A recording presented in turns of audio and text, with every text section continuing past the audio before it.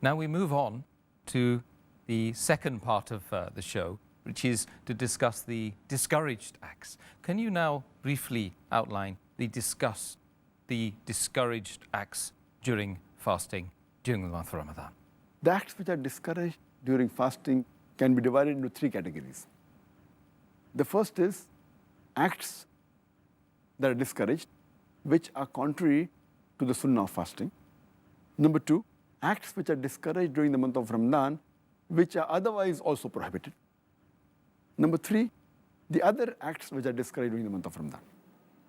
Dr. Zakir, could you just mention the acts which are discouraged, which are contrary to the sunnah of fasting?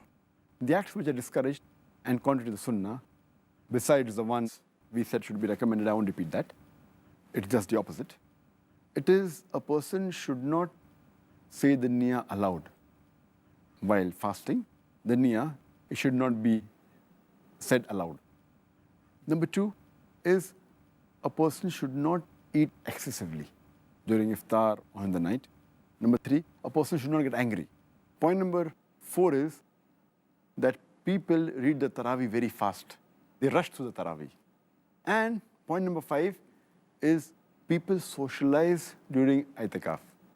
Which are the actions discouraged in Ramadan which are also prohibited otherwise? Could you say something about those actions? The actions which are normally prohibited, and specifically during Ramadan also it's prohibited, it is backbiting and slandering, number one of the major sins. Number two is false speech and telling lies. Number three is verbal abuse and swearing. Number four is vulgar speech. Number five is rumor mongering and gossiping. Number six is false action. Number seven is listening to un-Islamic songs and music. Number eight is watching un-Islamic programs on the television and un-Islamic movies.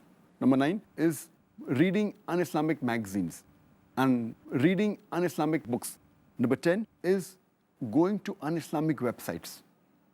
Number 11 is wastage of food.